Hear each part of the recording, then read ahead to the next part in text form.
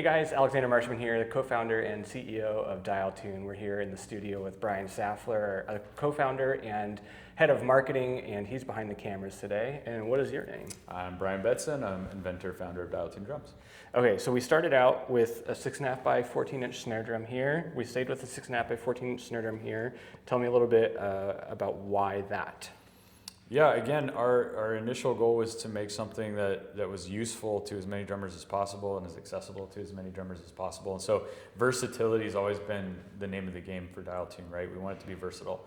We want it to cover a wide range of scenarios, right? Sounds, musical styles, recording situations. And so 6.5 by 14 is a go-to standard. It's by far the most common size snare drum sold. Yep.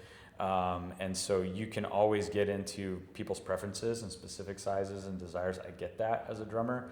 But when you want a workhorse and something that's going to do almost everything you need all the time, that was the size that we thought would get the job done. Yeah, we also talked to hundreds of drummers at NAMM about which sizes should we come out with first, and they said, oh, you got to do a 6.5 by 14. Yeah.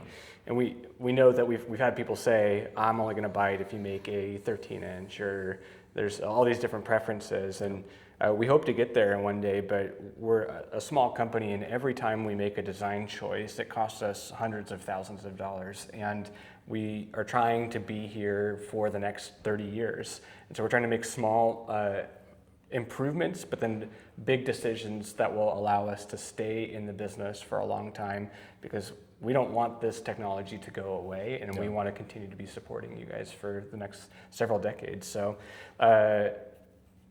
That being said, we got to make a decision this year about coming out with a kit. Yeah. Tell me about that. Can we take a look at the kit? Yeah, let's do it. This is a milestone moment for Dialtune. Here it is, guys. Man, long time coming. Almost a decade in the making, literally. Yeah. What's really cool to see, I just kind of dawned on me, is like my very first prototype was a floor tom. And then my second prototype was a rack tom. And so, the vision to have this applied to more than just snare drums was always there from the very beginning. Like, it was never meant to just be a snare drum thing. We chose to go after snare drums first because they are kind of your signature piece, right? And because the design challenge was the hardest actually to tackle on a snare drum.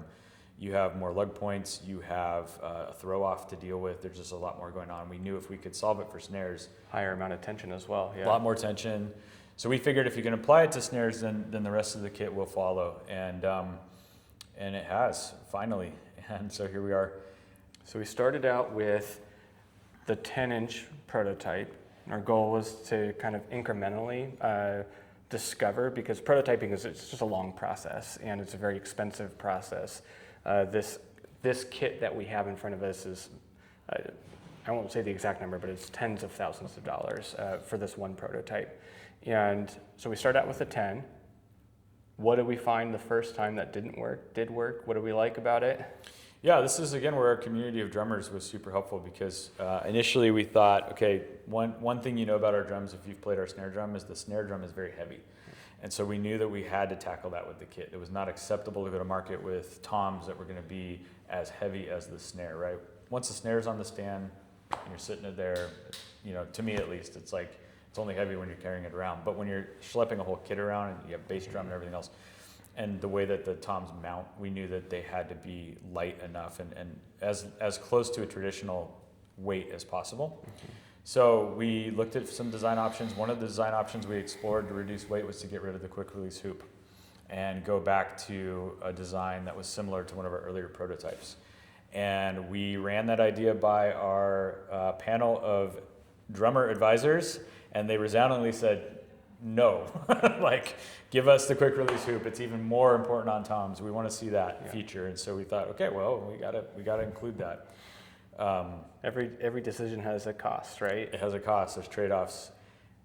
I'm so proud to say that we included the quick release hoop, but not only that, we've also reduced the weight by 50%.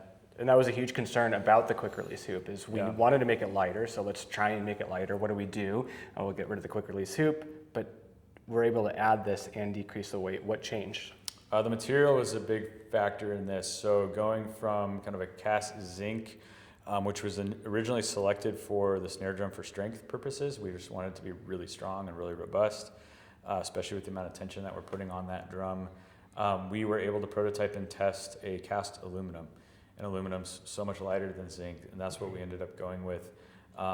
Again, it still had to be very strong to be able to hold up anything drummers would throw at it. So we've tested it. We use, for the final product, we're using steel threaded inserts so that the threads have the strength of steel, but the body, the housings, the actual components are made of aluminum. So, I mean, this drum's not heavy. And so that was a huge accomplishment from the team. Tell me about the mounting hardware and some of the, I know we've had this conversation probably 100 times, it feels like, with so many drummers. Internally, we've argued about it just to try and make the best decision because it's really important to get the mounting system right.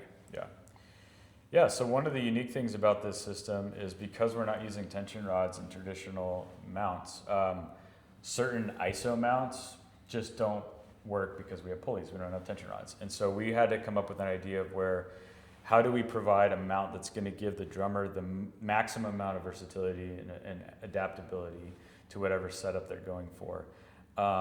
And also aligns with what they look for and what they want when they're setting up their kit. So one of the big questions we had, we kind of decided early on with, again, input from our drumming community that we wanted to have a fixed mount on the shell. And part of designing that meant that we also wanted to have a spacer that sat between that mount and the shell, both for clearance to kind of offset it so that the post cleared the hoops, but then also for resonance, right? So you're not just having metal on wood clamped down tight, you're actually having a little bit softer material in between to help the drum sing and resonate. And so once we decided on that approach, then the question was, well, do we want to put a tree mount on the bass drum with posts on it and actually mount it to the bass drum? Do we want to have a virgin bass drum and have these attached to cymbal mounts or an L bracket or something like that? And we took a poll. We ran it through all of our pro drummers and what they're typically playing and what their setup looks like, and it was overwhelmingly in the direction of having a virgin bass drum and making this optionality more viable for people who have either a rack system that they use traditionally or to use cymbal stands and put it on the cymbal stand. And of course, you always have the option to basket mount. And so I know that's popular. I've seen it at a lot of churches where maybe they have a 3-piece setup and they'll put the 12 in tom position 1 in a basket. And so that's always an option for you as well. And so again, a decision that was not just made without input. We had our whole team weigh in on it. And what about the positioning of where you put it? Yeah, so this is just the prototype. One thing that we ran into that we honestly didn't even consider until we mounted it all up was that depending on which position the tom's in, where you place the mount affects where the dials are, right? So if I'm mounting it here, the dials are in this position. If I'm mounting it over on this side, the dials are in a different position, right? Because I'm gonna have the mount on this side. So now the dials are behind the drum. So we're like, well, that's not gonna work. We need to give them more optionality. So what we've decided to do is we will include the mount and we will have a second position which allows you to move it to either side and have the dials facing you where you want them to be. And we'll have a second position that will have holes drilled so that it's really easy to take this and reposition it.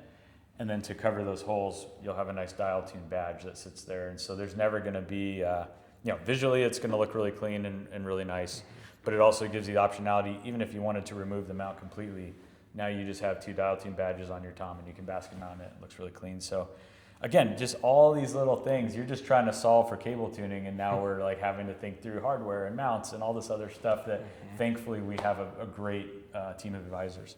So at NAMM, we get a lot of people come by in the booth saying, man, that looks like a spaceship, that looks so cool. And then another comment is like, that looks like a lot of hardware. Brian, there's a lot of hardware. Tell me, how does it impact the drum?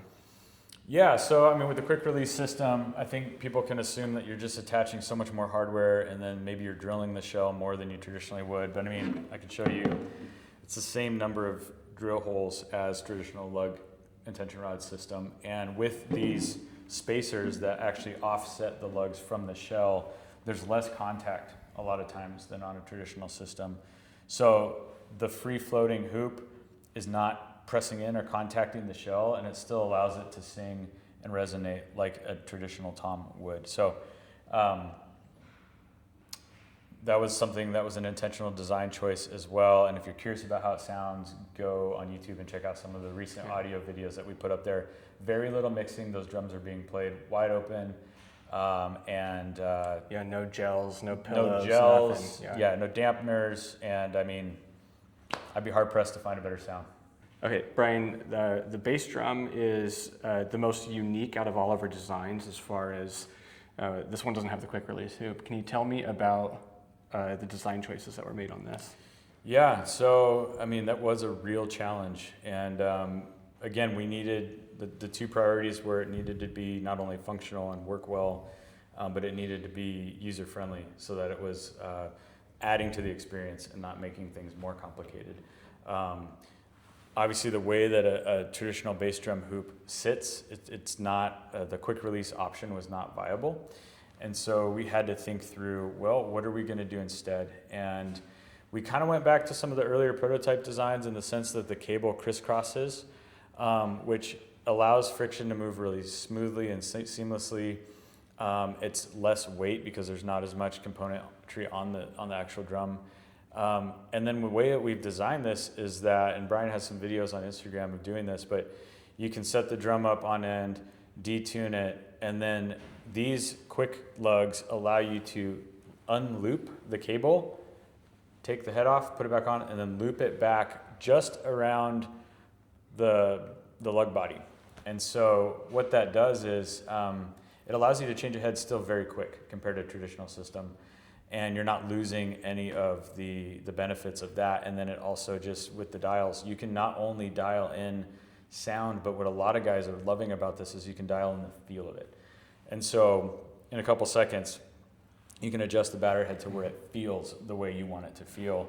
What's been surprising about this is the feedback we've gotten is that not only does it sound incredible right out of the box with no pillows, no dampening, but it holds its tuning. So we had a session artist that was here at our launch party, and about 2 hours in, I was like, hey man, how's it going? He's like, I have not stopped listening to that bass drum since I walked in the room, and it hasn't changed. He's like, that's blowing my mind.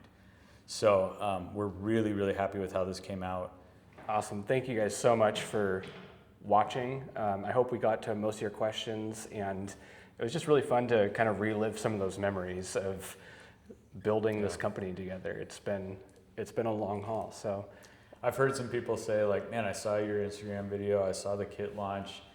You guys are crushing it. How did you just come out of nowhere with something like this? And so it's really nice to tell the story and the journey that we've been on, because it didn't happen overnight. It's been a process, and we're really proud of where we've ended up.